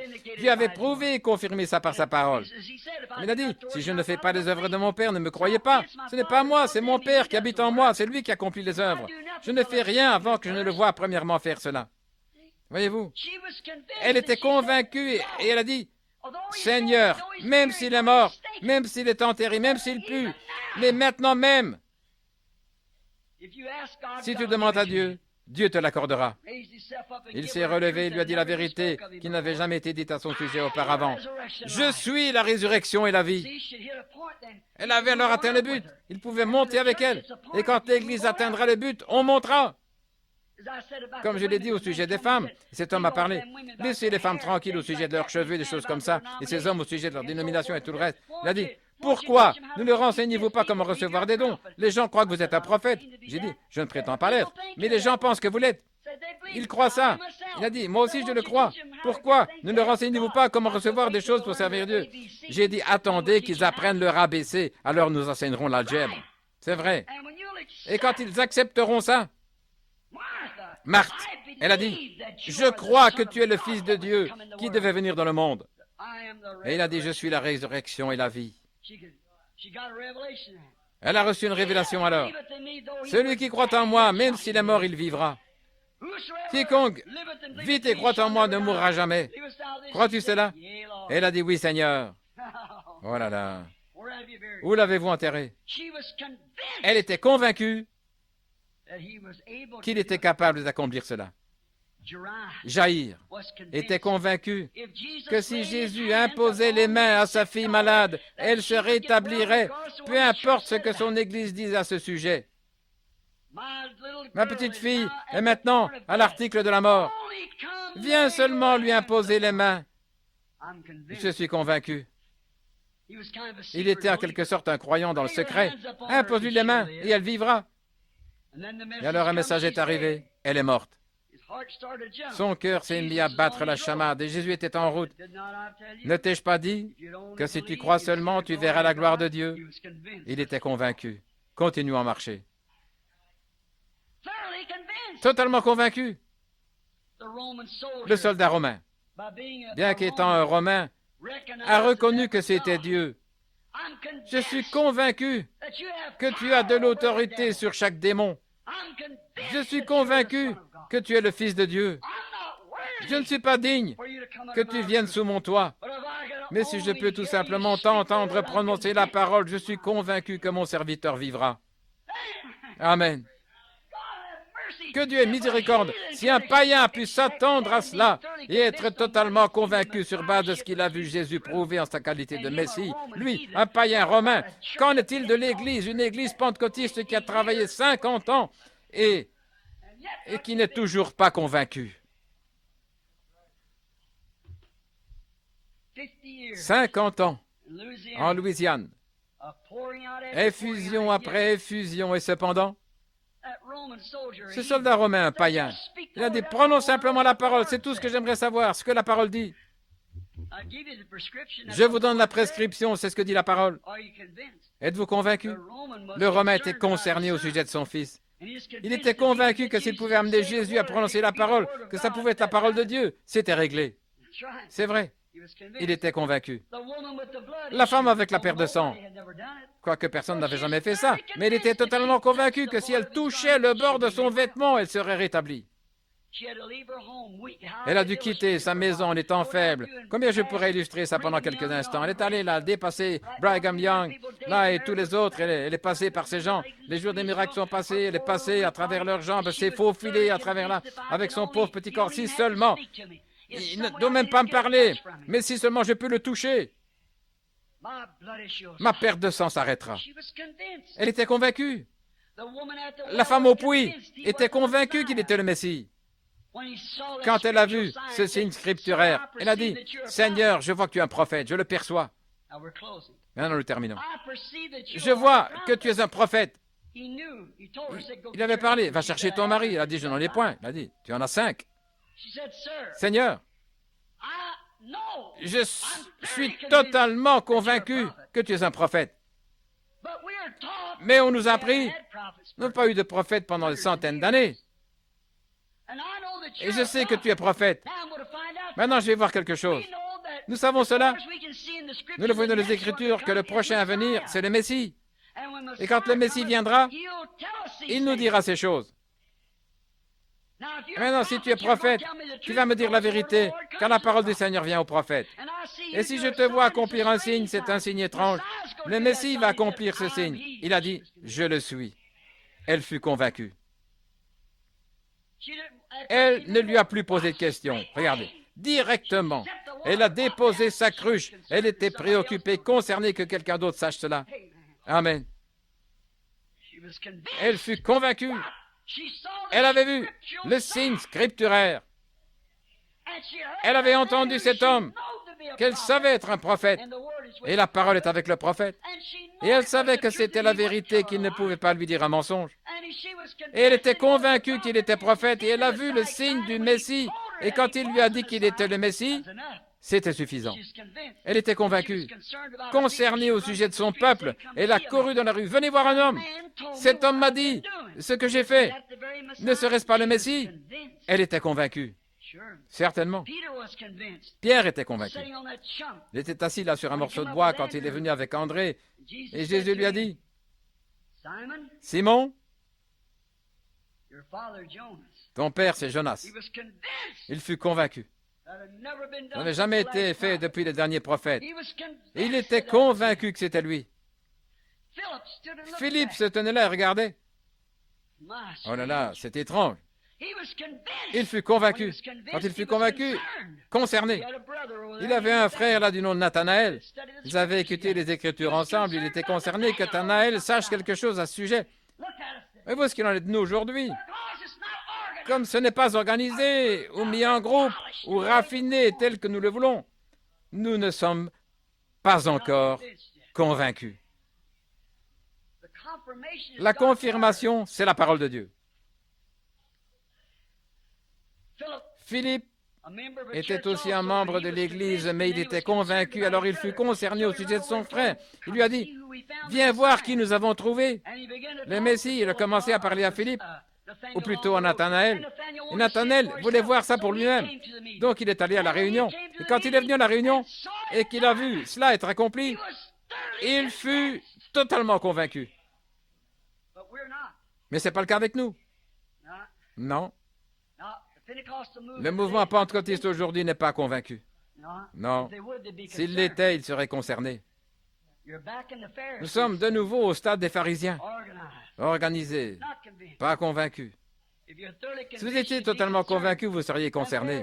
Ces pharisiens, ils pouvaient voir et savoir que c'était vrai, mais ils n'étaient pas totalement convaincus parce que leur docteur leur avait enseigné le contraire. Et c'est le problème aujourd'hui. Beaucoup de pharisiens, des docteurs d'organisation qui essayent de détourner les gens parce que ce n'est pas organisé. C'est exactement vrai. Mais ceux qui sont sincères d'un seul cœur, ils voient cela. Je vais vous poser une question. Je vais injecter une petite pensée ici. Vous penserez que c'est baptiste, mais ce n'est pas ça, c'est la Bible.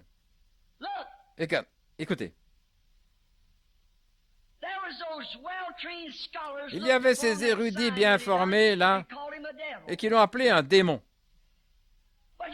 Mais voici une prostituée. Mais en elle, il y avait cette semence prédestinée de Dieu. Elle n'avait jamais rien vu de pareil. Et aussitôt que la lumière a frappé la semence, la vie a germé. Pourquoi? Parce qu'il y avait la vie là au commencement.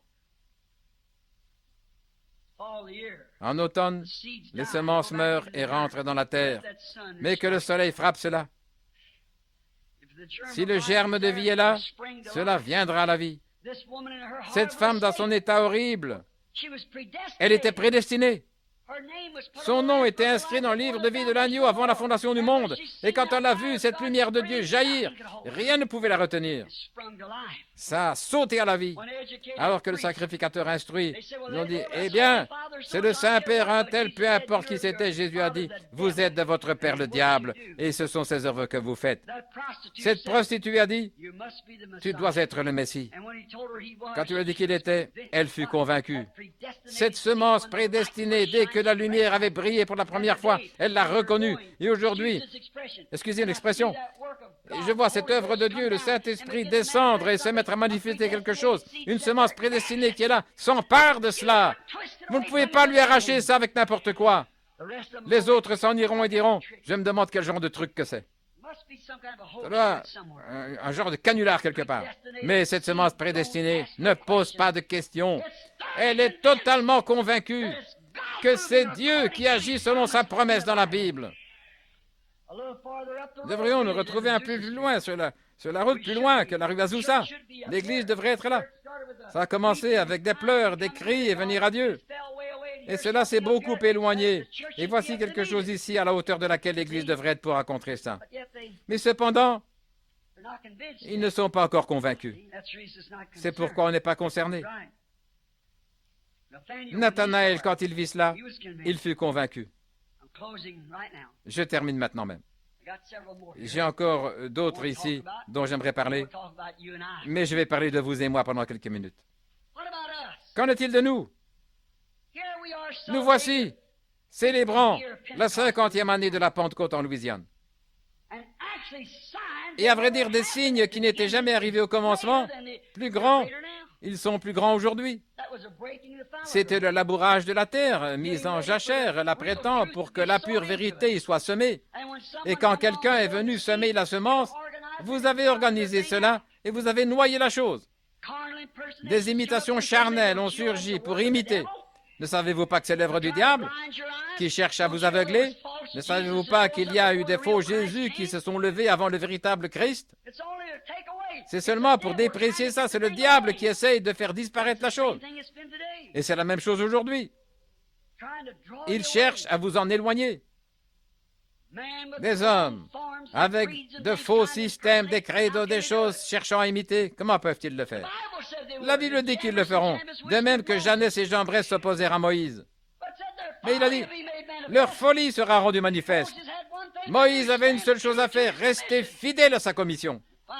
Et finalement, l'heure est arrivée où ils avaient jeté leur bâton par terre et cherché à faire la même chose. Alors la verge de Moïse les a avalés. Vous avez-vous déjà demandé où était parti leur bâton? Très bien. Convaincus. Quand nous sommes convaincus, alors nous allons être concernés. Mais nous venons et la réunion va continuer. Christ peut descendre. Cela est prouvé par la parole. Il fait la même chose qu'il a faite, montrant que c'est le jour où l'Église doit être taillée en pièces parce qu'elle a mis Christ dehors. Elle s'est organisée en l'expulsant du milieu d'eux. Éloigné d'eux comme ça, il se tient à l'extérieur, frappant toujours. On dirait qu'une fois mis dehors, il s'en irait carrément. Mais non, il se tient toujours là, en train de frapper, comme il l'avait fait du temps de Noé. Il a de la patience, ne voulant pas qu'aucun périsse, mais que tous arrivent à la repentance. Il se tient là, il frappe à la porte. Il a dit, je te vomirai de ma bouche, c'est vrai. Quand on voit la mise au rencard de la parole et de l'esprit, on voit le Saint-Esprit descendre et accomplir les choses qui n'ont jamais été accomplies depuis les jours de Jésus-Christ et ses disciples. Et on reste assis, on regarde ça et on s'en va. Sommes-nous vraiment convaincus? Où est-ce? Après le pain et les poissons. Jésus avait nourri les gens. Qui donc pouvait créer du pain en dehors de Dieu? C'était le même Dieu qui faisait tomber du pain du ciel, qui faisait pleuvoir ça sur eux. Là se tenaient les Hébreux qui observaient rompre ce pain et leur tendre comme cela, multipliant le pain.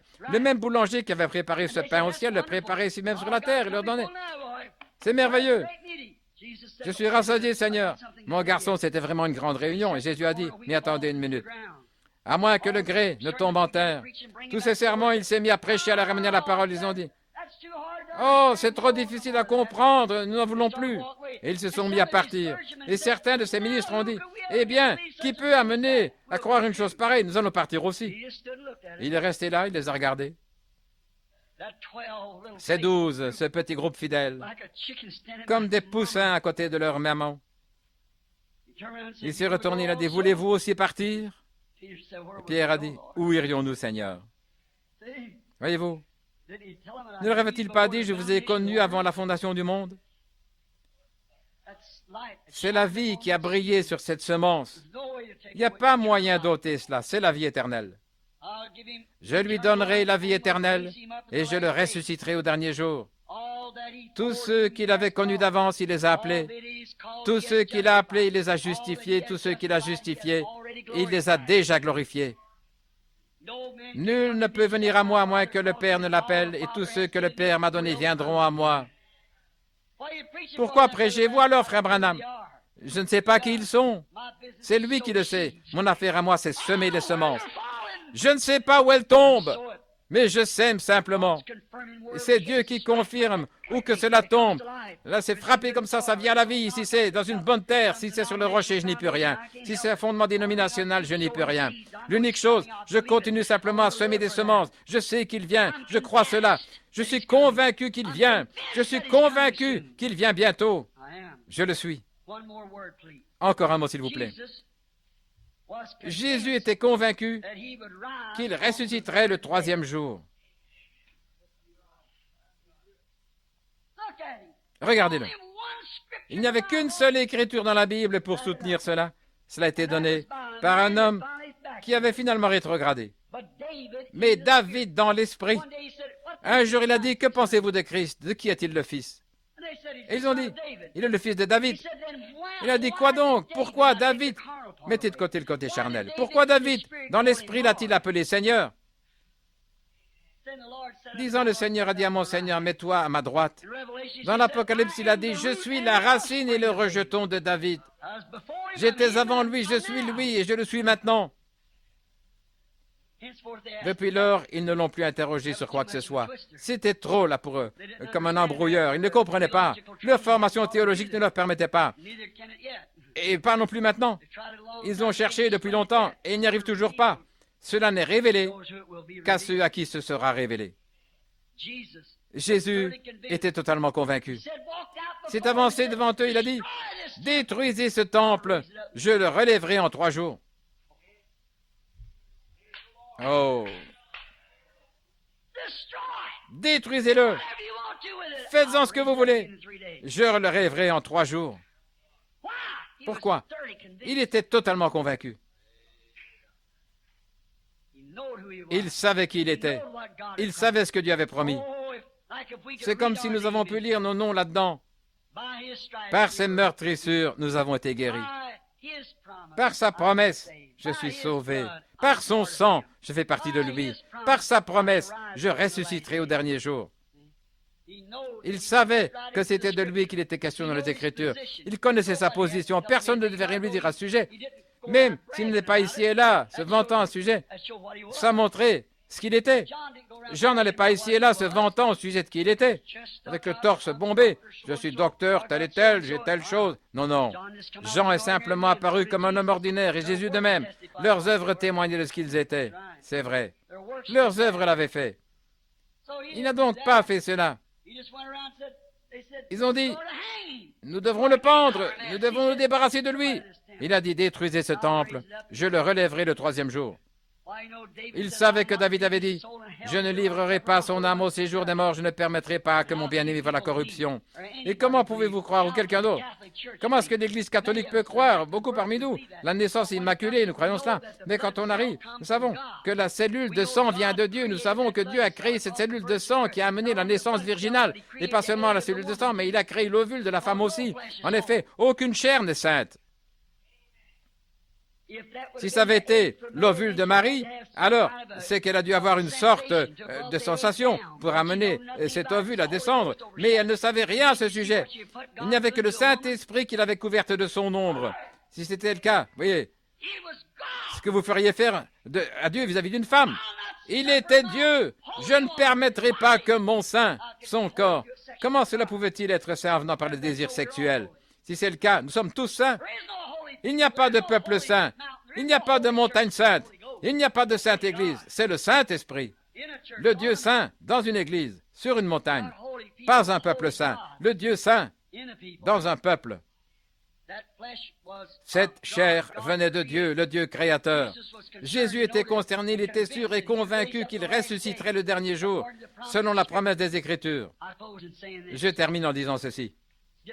Il se fait très tard. Laissez-moi dire cette chose, et alors j'arrêterai.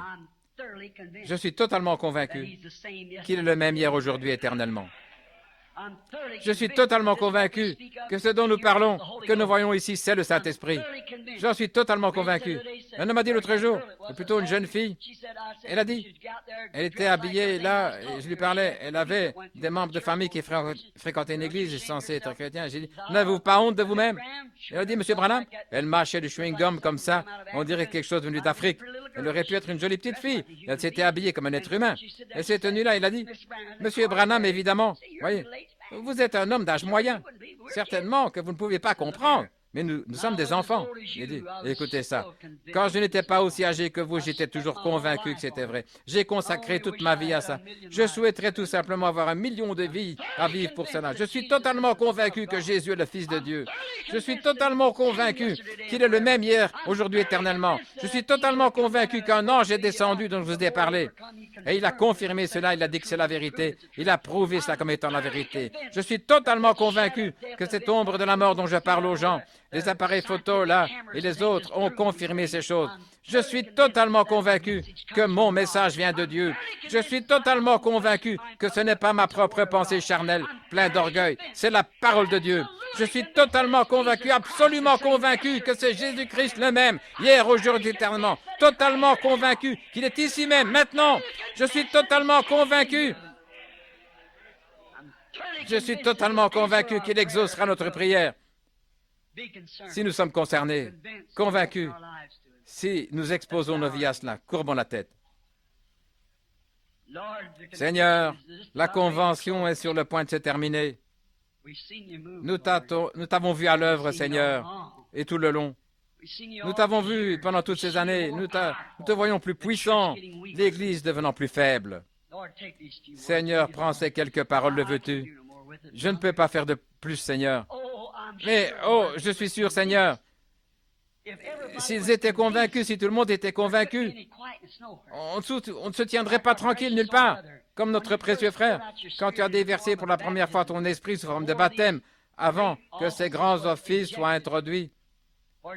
Car c'est maintenant le temps. L'ennemi est venu comme un flot, et tu élèves un étendard contre cela. Seigneur, je prie pour eux. Que ces quelques paroles ce matin tombent dans les cœurs des gens. Puissent-elles ne pas tomber sur un terrain de pierre. Puisse-la tomber sur une bonne terre et que la lumière de la vie éternelle brille sur la semence prédestinée. Je suis sûr que ce sera le cas, Seigneur. Tu l'as promis et tu nous as dit de faire ceci, tu prendras soin du reste. Je suis sûr que ça se fera. Ainsi, je te confie cela. Je te confie cet auditoire. Je m'inclus moi-même parmi eux comme Moïse l'a fait pour son peuple. Seigneur, je suis l'un d'entre eux. Oh Dieu, j'ai essayé de mon mieux d'être sincère. Rends-moi témoignage. J'ai dit la vérité et tu es mon témoin. En prouvant cela, j'ai dit la vérité. J'aime ces gens, Seigneur, ces pentecôtistes. Beaucoup se détournent, Seigneur. Des divergences dénominationnelles les séparent. J'aime ces méthodistes, baptistes, quoi qu'ils soient, je les aime, Seigneur. Je suis l'un d'eux. S'il te plaît, Seigneur, je prie pour chaque âme. Oh Dieu, que la lumière tombe ce matin sur ces gens et qu'ils puissent voir. Puisse cette bande, alors qu'elle parcourt le pays et tout le monde, puisse-t-elle trouver un lieu où elle peut être reçue, Seigneur. Dirige-la, Seigneur. Je ne sais pas où sont les semences, mais quand cette vérité de l'Évangile, confirmée par Dieu, tombera là-dessus, je suis sûr qu'elle viendra à la vie. Ils sont à toi, Seigneur, Père. Je me confie moi-même avec eux à toi pour l'œuvre de l'Évangile dans les derniers jours. Au nom de Jésus. Amen.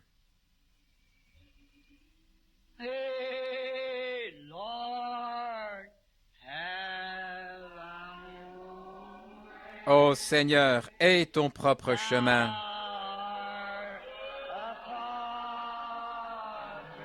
Tu es le potier. Je suis l'argile.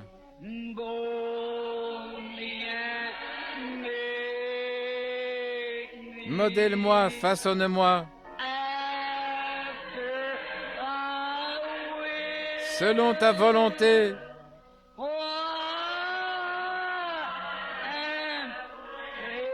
Alors que j'attends, en m'abandonnant à toi, et calme, inclinons la tête et pensons à cela. Et ton chemin, Seigneur. Êtes-vous convaincus?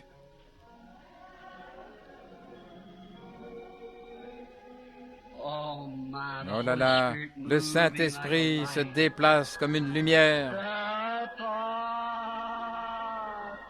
Tu es le potier. Je suis ton argile.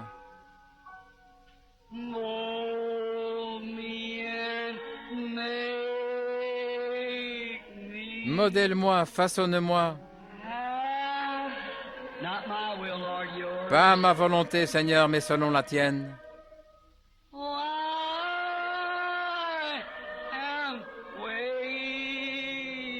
Pendant que j'attends, en m'abandonnant à toi,